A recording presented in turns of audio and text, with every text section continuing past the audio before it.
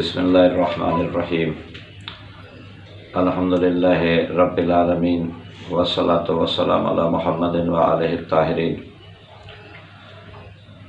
Sadat home TV वारनि जी महिरबानी कि उन्हनि अॼु सादात जी इज़्ज़त और अज़मत जे बारे में, सादात जे फलाह बहबूद जे बारे में असां सां राब्तो कयो। खुदावंद मुताल इन्हनि जी तौफ़ीक़ात में इज़ाफ़ो फ़रमाए। सादात जेके हिन धरतीअ ते आल रसूल सल्लल्लाहु अलैहि वसल्लम जी हैसियत रखनि था, अहल बैत अलैहिस्सलाम जे ख़ानदान सां ताल्लुक़ रखनि था, अहल बैत अलैहिस्सलाम जे किरदार ऐं सीरत जे अक्स जा आलमबरदार आहिनि। हक़ीक़त इहा आहे त असां वटि जंहिं खिते में असीं रहूं था, सिंध धरतीअ में, हिन सिंध धरतीअ में सादात जी वॾी इज़्ज़त अज़मत आहे। छाकाणि त सादात असुल त मदीने जा आहिनि, लेकिन बाद में सख़्तियुनि, मुसीबतुनि, मुश्किलातुनि जे करे पंहिंजो मुल्क छॾे, पंहिंजो वतन छॾे ऐं जॾहिं मुख़्तलिफ़ इलाइक़नि ॾे सादात आया त दुनिया जे तमामु इलाइक़नि मां सभ खां घणी पधीराई सिंध वारनि उन्हनि जी कई। सिंध जे ख़ासियत में चाहे उहो गैर मुस्लिम छो न हुजे, लेकिन सादात जी इज़्ज़त मलहूज़ रखी वेंदी आहे। ख़ुदि सादात छाकाणि त निस्बत जे करे, ताल्लुक़ जे करे, त उनजी निस्बत उन पाकीज़ा घराणे सां आहे, पाकीज़ा हस्तीअ सां आहे। उन्हनि खे घुरिजे त उन पंहिंजी निस्बत खे बचाइनि, पंहिंजे वजूद खे सम्झनि। जंहिं आधार ते उन्हनि खे सादात सॾियो थो वञे, उन निस्बत खे सम्झनि।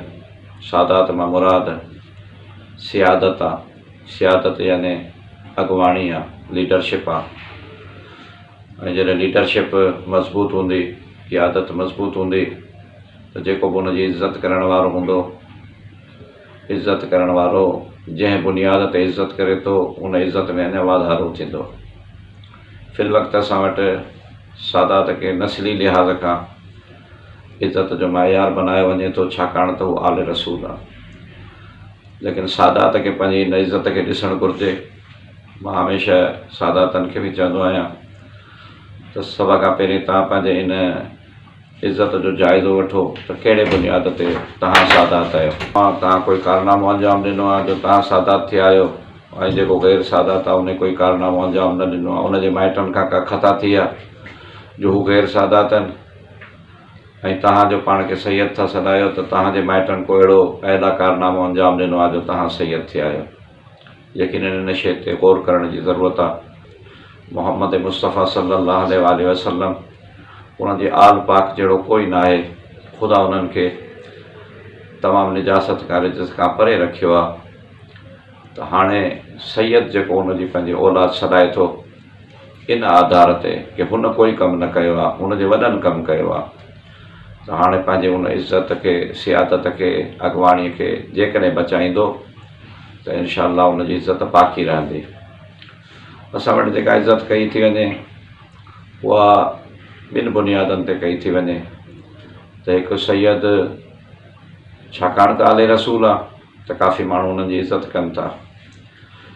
ॿियो हिते जेके इज़्ज़त जो मयार आहे, उहो सैयद जो सरवतमंद हुजणु आहे, शाहूकार हुजणु आहे। मुंहिंजे ऑब्ज़र्वेशन में, मुंहिंजे मुशाहिदनि में जेके ॻाल्हियूं आयूं आहिनि, त जेके सैयद ग़रीब आहिनि, उन्हनि जी गैर सैयद बि इज़्ज़त कोन थो करे, ऐं जेके सैयद अमीर आहिनि, उन्हनि जी अमारत जे करे इज़्ज़त थो करे। ख़बर पई त हक़ीक़त में किरदार जे बुनियाद ते इज़्ज़त कोन्हे, पैसे जे बुनियाद ते इज़्ज़त आहे। ग़रीब सैयद आहे वीचारो, उनजी काई इज़्ज़त न आहे। तंहिंजे करे मां हिन सादात होम टीवी जे ज़रिए इहो पैगाम ॾियणु थो चाहियां त ॾिसो, ग़रीबी ऐं अमीरी हर कंहिं सां वाबस्ता हूंदी आहे, लेकिन इज़्ज़त जो मयार ग़रीबी ऐं अमीरी खे न बनायो, इज़्ज़त जो मयार पंहिंजे किरदार खे बनायो। तव्हांजो किरदारु भलो थींदो त पोइ हक़ीक़ी माना में तव्हां आले रसूल आहियो। सादात भलो आहे, सुहिणो सादात आहे, लेकिन शाहूकार आहे, ज़बान ते हर वक़्तु गार अथसि। हारी नारियुनि सां बदतमीज़ी जो सलूक थो करे, माण्हू वरी बि उनजे क़दमनि ते झुकनि था, त इहा इज़त हक़ीक़ी इज़त न आहे। केरु जेकॾहिं हिनखे इज़त चए थो त हक़ीक़त में इहा ज़िलत खां बि किरियल इज़त आहे। तंहिंजे करे सादात पंहिंजे फलाह, पंहिंजे बहबूद जे लाइ जेकॾहिं कमु करणु चाहिनि त सीरत तैयबा मोहम्मद आले मोहम्मद जिन जे करे उन्हनि खे इज़त मिली आहे उनखे अपनाइनि।